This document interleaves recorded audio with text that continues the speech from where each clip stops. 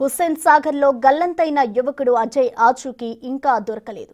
2 రోజుల నుంచి అజయ్ ఆచూకీ కోసం గాలింపు చర్యలు కొనసాగుతూనే ఉన్నాయి. కన్నీరు మున్నీరుగా అజయ్ కుటుంబం విలిపిస్తోంది. ఎన్డీఆర్ఎఫ్, అగ్నిమాపక సిబ్బంది రంగంలోకి దిగి చర్యలు కొనసాగిస్తున్నాయి.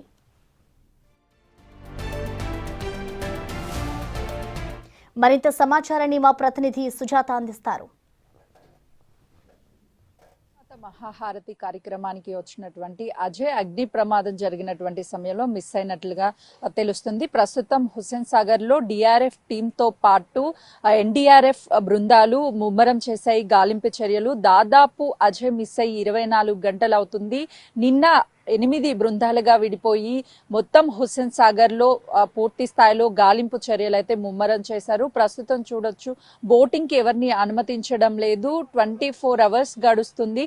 అజయ్ కోసం మళ్ళీ గాలింపు చర్యలు మరికొద్ది సేపట్లోనే ముమ్మరం చేసే అవకాశం ఉంటుంది. నిన్న డిఆర్ఎఫ్ బృందంతో పాటు ఎన్డీఆర్ఎఫ్ టీం కావచ్చు, డిస్ట్రిక్ట్ ఫైర్ ఆఫీసర్స్ నిన్న బోటింగ్ చేస్తూ అగ్ని ప్రమాదం జరిగినటువంటి బోట్స్ ని పరిశీలించి అగ్ని ప్రమాదానికి గల కారణాలు వీటన్నిటినీ కూడా పరిశీలించినటువంటి పరిస్థితి ఉంది. మరోవైపు ప్రభుదాస్ బోటింగ్స్ కి సంబంధించినటువంటి ఇక్కడ మేనేజరు లేక్ వ్యూ పోలీసులకి ఫిర్యాదు చేశారు. ఈ అగ్ని ప్రమాదానికి గల కారణాలు వీటన్నిటి మీద కూడా పోలీసులు వాళ్ళని పిలిచి విచారించే అవకాశం ఉంటుంది.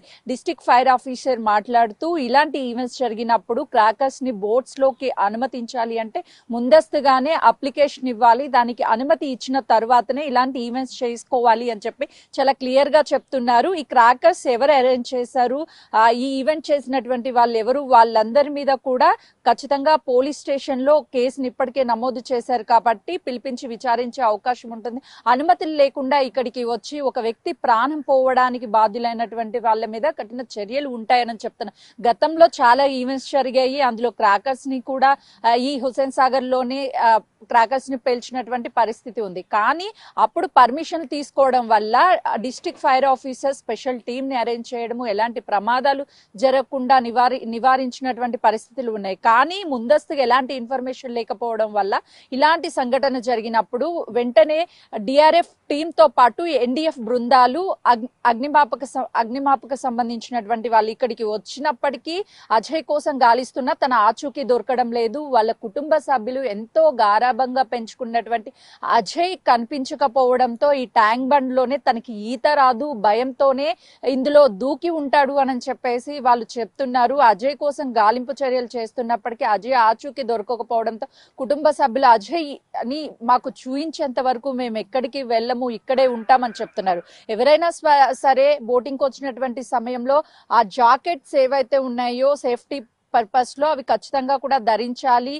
అప్పుడు మాత్రమే లోపలికి అనుమతిస్తారు. ఈవెంట్ జరిగేటప్పుడు క్రాకర్స్ ని ఎవరైతే ఆర్గనైజ్ చేశారో ఈవెంట్ ని, క్రాకర్స్ తెచ్చినటువంటి వాళ్ళు మాత్రమే అందులోకి వెళ్లారు. ఆ తర్వాత బోటింగ్ కి సంబంధించినటువంటి డ్రైవర్స్ 2 బోట్లకి సంబంధించి ఉన్నారు.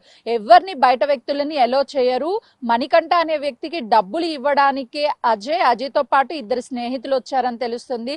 మణికంఠనే ఈవెంట్ ఆర్గనైజ్ చేస్తున్నారు కాబట్టి నేను కూడా వస్తాను అని చెప్పినప్పుడు లైఫ్ రిస్క్ కి జాకెట్స్ లేకుండానే లోపలికి వాళ్ళ ముగ్గురిని అనుమతించారు. అయితే అజయ్ తో వచ్చిన 2 బోట్ లోనే ఉన్నారు. అజయ్ భయంతోనే మంటలు రావడంతో లోపలికి దూకారు అని చెప్పి చెప్తున్నటువంటి పరిస్థితి ఉంది. ఈ బోట్లు కాలిపోవడము, ఒక ప్రాణం పోవడము, వీటన్నిటికీ నిర్లక్ష్యం వహించినటువంటి వాళ్ళ మీద ఖచ్చితంగా కూడా చర్యలు ఉంటాయి అని చెప్పేసి చెప్తున్నారు. నిన్న డిస్ట్రిక్ట్ ఫైర్ ఆఫీసర్ చాలా సీరియస్ అయ్యారు. ఇలాంటి ఈవెంట్స్ చేస్తున్నప్పుడు లోపలికి అనుమతులు లేకుండా ఈ క్రాకర్స్ ని లోపలికి పంపించడం కరెక్ట్ కాదు, వాళ్ళ మీద చర్యలు ఉంటాయని చెప్పి లేక్ వ్యూ పోలీసులు ఇప్పటికే కేసును కూడా నమోదు చేసుకున్నటువంటి పరిస్థితి ఉంది. ఈ రోజు సాయంత్రం వరకు కూడా ఈ గాలింపు చర్యలు ముమ్మరం అయ్యే అవకాశం ఉంటుంది, కొనసాగిస్తారు. మరో అదనంగా 2 టీములు కూడా వచ్చి ముమ్మరంగా గాలింపు చర్యలు చేయండి.